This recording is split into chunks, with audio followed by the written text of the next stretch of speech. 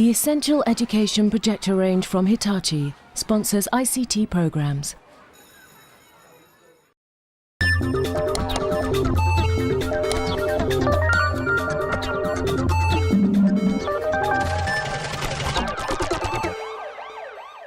Coming up in this programme, we focus on literacy and some of the issues in Every Child Matters.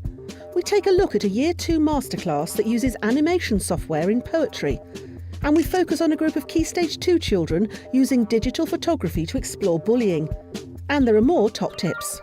My top tip is invest in a USB pen drive. It's a great way to transport information from one place to another. But we start with literacy. There's lots of software on the market that can help with writing poetry, but where do you start?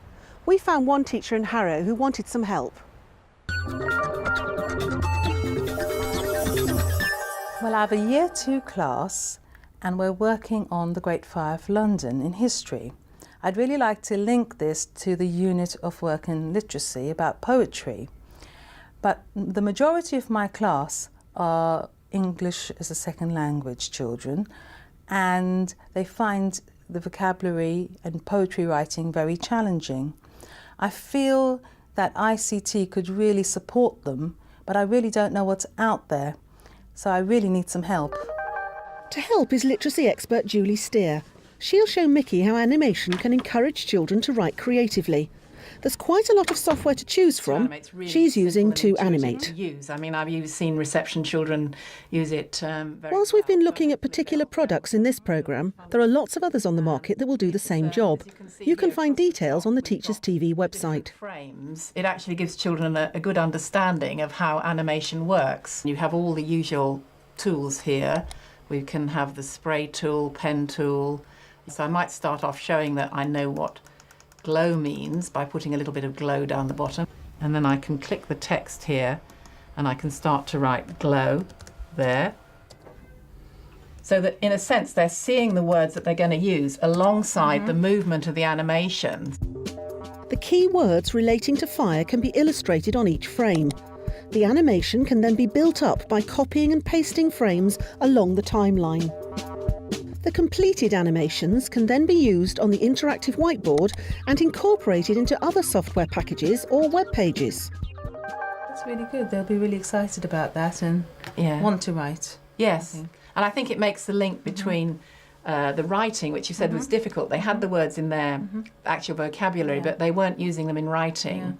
But if this is in a sense illustrating their writing, the words are there. It's almost like a word bank for them, but it's got that visual, you know, what exactly is the difference between those words. How do you envisage, I use it in the lesson, we've got the computer suite and the interactive whiteboards. We've also got a bank of about 5 or 6 laptops. I really like to see the use of the laptops in the lesson. It integrates the IT right the way through the unit of work. As the different children have a go on the work on the laptops, it kind of reinforces what they're doing. It's really good to have a paper-based task as well, because obviously with only 5 or 6 laptops, not all the children can use laptops at once, and it helps to engage all the children in the work, and they'll all have a chance to do their work on laptops later on. I think that the children have got a certain competence. It'll obviously be challenging for some of them, which is what I want, but I think it's going to be an exciting thing to do. With Julie watching, Mickey begins her lesson by showing the class how to use the software on the interactive whiteboard. And I'm going to make some wiggly lines. Wiggly line and twisting and turning and swirling. A bit like you did your finger painting. It's really good to demonstrate on a whiteboard like this so the whole class can see what to do. And I like the way she's got the children involved in doing that. She divides the class in half. One group write poems on the laptops and the other carry out a paper-based exercise using printouts from the animations Mickey has made. Hey, you can use that thing. I'm controlling it. It's really good to see how engaged they all are. These boys here, they're having a really animated conversation about what they're doing. Hey, blazing. Just pack the flame doesn't mean that we have to do blazing. Last time we both done blazing. I think this is one of the great things about IT particularly, and also an animation. It's very good for engaging all pupils. I mean, boys might not be particularly engaged with poetry, but the way she's set it up with all the visual and kinesthetic and drama and the use of IT means that they're really engaged with it and doing some very quality work around some of the words and things that she's doing. Booming could still be up there. Are you going to have sizzling or flickering? What do you think? The decision to run a paper-based activity is a good one, especially when a laptop breaks down. Oh dear, what's happened to your computer? Oh dear, never mind. I'll tell you what. She's got a backup plan. I mean, that's one of the good things about having a paper-based task in the lesson. Right? Can you write some of the words down here that you might use? The fact that the laptop broke down hasn't been a major catastrophe. She's managed that really well. Now you've done your first animation, right? Now you need to go on to the next odd number. So you need to drag from frame 1 to frame 3. Done. Okay. Now do the other half of the red. The animation has worked. It's clear from the lesson that the children have been able to create simple poems. They'll form the basis of longer pieces of writing. Mickey ends the lesson by encouraging the children to perform their completed poems alongside the finished animations. Flaming, crackling, turning, crashing, bashing, booming. I think all the children did very well, including the children with English and additional language. They obviously seem to have understood the vocabulary and used it really well in the work they've done. The children are really confident with using it. They picked it up really quickly, and I think they will come out with some other ideas of how we can use it. To animate really helped them to show that they knew what spark meant, they knew what flicker meant, they knew what glow meant. Whether they wrote the words or not, their animations showed that. I could see lots and lots of uses for it in the future. If you want to find out more about the range of animation software available, then visit the Teachers TV website.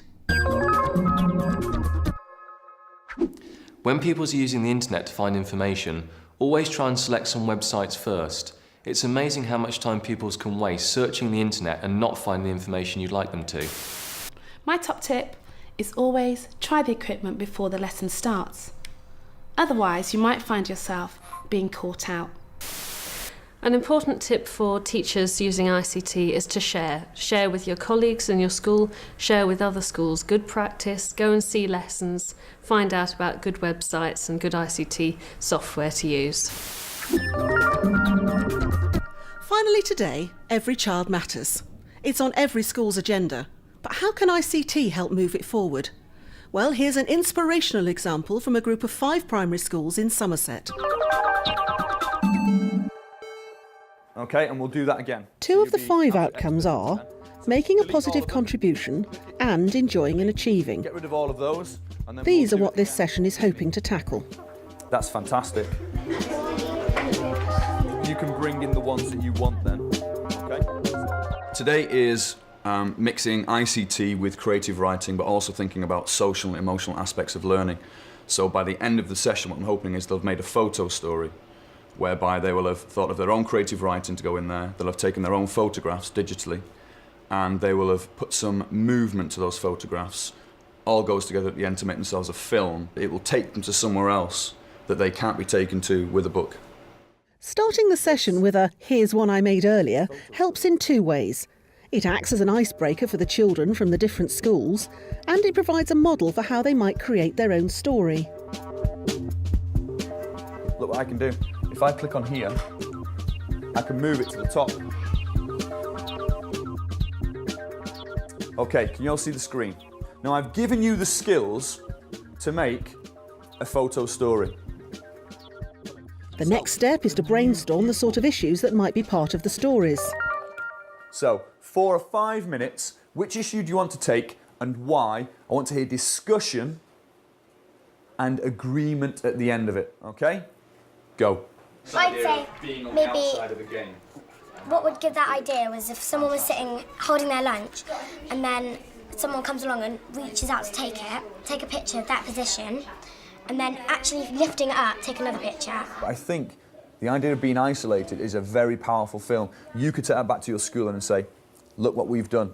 With the themes decided and armed with digital cameras, it's time to get out on location in the playground and act out the scenes. OK, you've got your props, you've got your digital cameras. This is the space for your outdoor shots, OK? So talk as groups as to where you want them.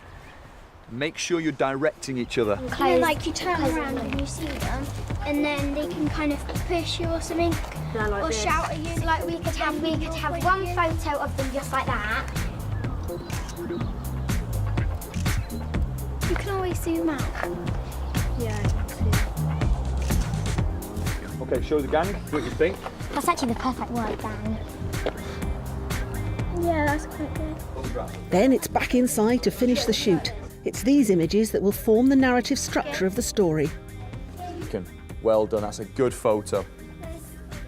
OK, you've got agreement. Fantastic. Right, we're finished. Let's go back in and download them. The next stage is editing. The children use the ICT suite to download their photographs and start bringing their ideas together. Your creative writing should be done on here in Texties. So when it comes to photo story, you're just putting it together. Does that make sense to everybody? Be creative. Let's go. Yeah.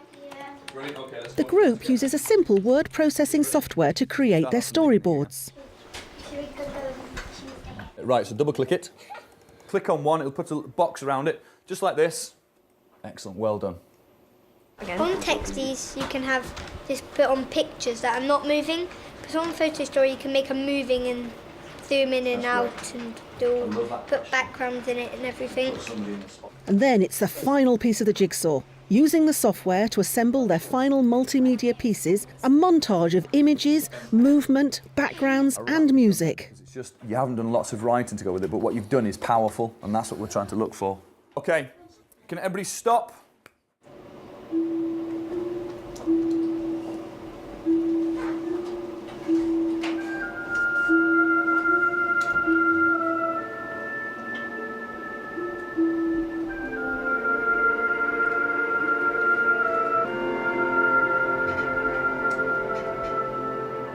Fantastic, well done. Jemima, let's have a look.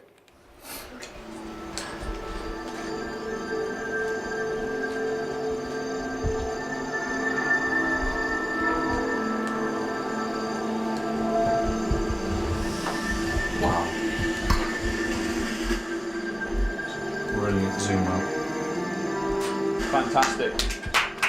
Unfortunately, guys, we've come to the end of our session. Enjoyed yourselves? Yeah. Brilliant. Lots of schools focus on bullying in their work on Every Child Matters. So what does Steve think are the advantages of using ICT? All this is not something you could do with a pen and paper. You could take the photographs, you could find some photographs from somewhere, you could put the writing with the photographs, but the music to accompany it all comes together and makes something very special and also very powerful, and hopefully they will realise how powerful it can be. And that's not something you can find with pen and paper. Well, that's about it for this programme. But before we go, here's a literacy top tip from me. I always set the computer screensaver in my classroom to show the homepage of an author's website. Helps encourage children to get reading. Don't forget you can find information about this programme or any of the others in the series by visiting the Teachers TV website. Bye for now.